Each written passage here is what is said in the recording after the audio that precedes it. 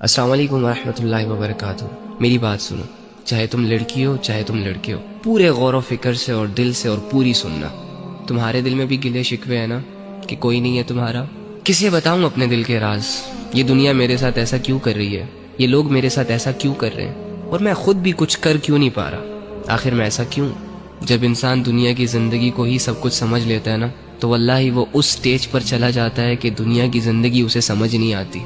Any how, تو ایک کام کر، آج رات جب سب سو جائے نا تو چھپکے سے اٹھنا، کسی کو کانوں کان خبر نہیں ہونی چاہیے، اور سب سے الگ تھلگ ہو کر جا نماز پکڑ، بچھا اور اس پر کھڑا ہو جا، ہاتھ باندھ، آنکھیں بند کر، امیجن کر کہ تیرا رب تیرے سامنے کھڑا ہے، وہ رب جس کا تو بندہ ہے، اور اسے اپنا سب کچھ مان، اور یہ تصور کر کہ آج میں اپنے رب کو اپنی حالت دکھانے آیا ہوں، آج میں اپنے رب سے اس دنیا کی شکایتیں کرنے آیا ہوں، آج میں اپنے رب سے دل کے راز بیان کرنے آیا ہوں۔ 2 رکعت نفل نماز پڑھ، اور نماز پڑھنے کے بعد جھولی پھیلا دے، ہاتھ اٹھا دے، بچھا دے خود کو، اور دل کی گہرائیوں سے پکار اپنے اس رب کو جو تیرے دل کے حال کو جانتا ہے، جو تب بھی تیرے ساتھ تھا جب دنیا تیرے ساتھ نہیں تھی، جو تب بھی تیرے ساتھ تھا جب دنیا تجھے جانتی نہیں تھی، اور جو آج بھی تیرے ساتھ ہے۔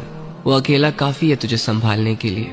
اگر تو گر چکا ہے تو وہی تجھے اٹھا سکتا ہے۔ اس یقین، اس امید، اس تصور کے ساتھ اپنا حال دل اپنے رب کو سنا۔ ایک آنسو کا قطرہ نکل آیا نا، یا تیری آنکھیں صرف نم ہو گئی، یا چلو اگر تمہیں صرف اتنا احساس ہو گیا کہ میں اللہ کے سامنے بیٹھا ہوں، میں اللہ ہی سے بات کر رہا ہوں، یقین کر کے اٹھنا کہ تیرا رب تجھ سے راضی ہے۔ اللہ کے سامنے کھڑے وہی ہوتے ہیں جن کو اللہ کی ضرورت ہوتی ہے۔ تو اللہ کے بندو، آپ کے مسئلے کس نے حل کرنے ہیں؟ عاملوں نے؟ کالے جادو والوں نے؟ کس نے کرنے آپ کے مسئلے حل؟ اللہ نے کرنے ہیں نا۔ تو اللہ کہاں ہے؟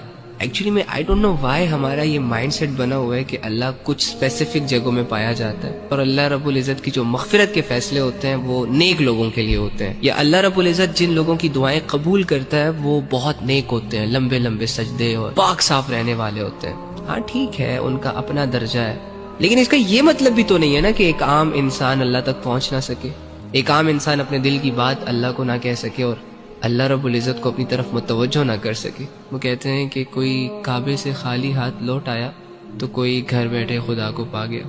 آپ کو نہیں لگتا کہ جو کمزور ہوتے ہیں، جو عام لوگ ہوتے ہیں، جو مظلوم اور فقیر قسم کے لوگ ہوتے ہیں، جو خالی ہاتھ ہوتے ہیں، معاشرے کو زیادہ تر ترس انہی لوگوں پر آتا ہے؟ تو اگر آپ اپنے آپ کو یہ مان بیٹھے ہیں کہ ہم گنہگار ہیں، ہم بدکار ہیں، تو دوسری جانب یہ بھی تو یقین کر سکتے ہیں نا کہ اللہ رب العزت آپ کی طرف زیادہ رجحان کرے گا۔